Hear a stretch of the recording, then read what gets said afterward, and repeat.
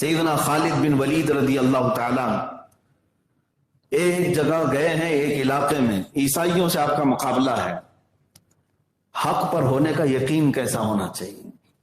عیسائیوں سے مقابلہ ہے، اور کئی جگہوں پر ایسا ہوا ہے کہ مقابلے جو ہے صرف تلواروں سے نہیں ہوئے، کئی علاقے ایسے بھی آئے ہیں صحابہ کے ساتھ کہ کبھی علمی مقابلہ ہوا، کبھی زبانی مقابلہ ہوا، کبھی تلواروں کا مقابلہ ہوا، کبھی کسی اور طریقے سے بھی ہوا۔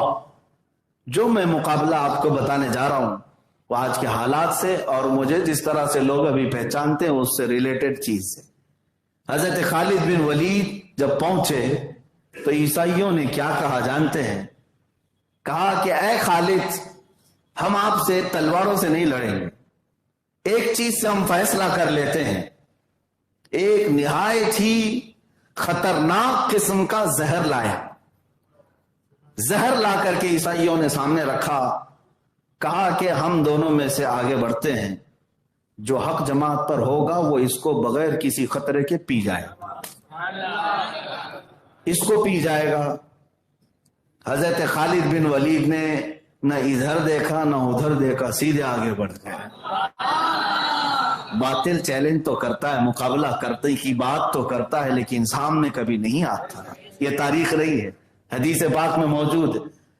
پیش تو انہوں نے کیا، زہر بھی لائے اور زہر بھی رکھا گیا، اور جب عیسائی سامنے آئے تو انہوں نے یہی سوچا کہ میاں یہ سب باتیں ایسی ہیں، ڈرانے کے لیے کہا جاتا ہے، جیسے بعض لوگ کہتے ہیں نا کہ اگر تو مجھے ہرا دے گا تو 1 کروڑ کی کار دے دوں گا۔ کہہ دینے کی باتیں الگ ہوتی ہیں، بعض لوگ یہ سمجھتے ہیں کہ یہ ایسے ہی کہہ دیتے ہیں، لیکن وہ صحابہ تھے جو کہتے تھے وہ کرتے بھی تھے۔ جب عیسائیوں نے مقابلے کی بات کی، اور یہ مقابلہ مباہلہ کہلاتا ہے، حضرت خالد بن ولید سامنے بڑھے، اس زہر کی شیشی کو اٹھایا اور اپنے منہ سے لگا لیا۔ فرمایا گیا کہ اس زہر کی شیشی تو دور کی بات، اس زہر سے اگر کسی کا ہاتھ لگ جائے، انگلی لگ جائے تو پوری جسم کی چمڑی نکل سکتی تھی۔ اتنا خطرناک قسم کا زہر کہ اگر ایک بوند چلا جائے تو اس کی انتڑیاں پھٹ جائیں۔ وہ پوری شیشی حضرت خالد بن ولید نے اٹھا کر پی، اور اس کے بعد ان عیسائیوں سے کہا اب تمہاری باری ہے، تم میں سے کوئی آ سکتا ہے؟ وہ سارے کرسیاں چھوڑ کر بھاگ نکلے۔ یہی ہے حق اور باطل کا معرکہ۔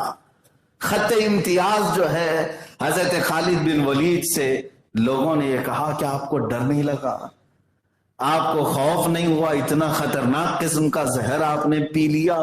اب جو حق جماعت پر ہوتا ہے اس کا توکل دیکھیں۔ حضرت خالد بن ولید نے فرمایا ڈر کس بات سے لگے گا؟ زہر سے نہیں، مجھے میرے مصطفیٰ کی بات پر یقین ہے۔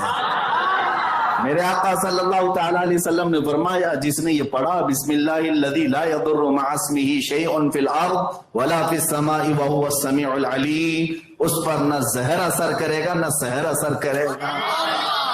میں نے یہ پڑھ لیا اور پی لیا، باقی میری کوئی طاقت و قوت نہیں تھی۔ اللہ اکبر۔ یہ اہل حق کی علامت ہے کہ وہ اپنے نبی سے بے پناہ محبت کرتے ہیں تو ان کی ہر بات پر یقین بھی رکھتے ہیں۔ عزیزان گرامی وقار، یہ باطل اور حق کے معرکے اور مقابلے بہت تاریخ میں ہیں، لیکن الحمدللہ جو زمین پر قائم رہنے والی جماعت ہے وہ اہل حق کی ہی ہے، اہل حق کی ہے۔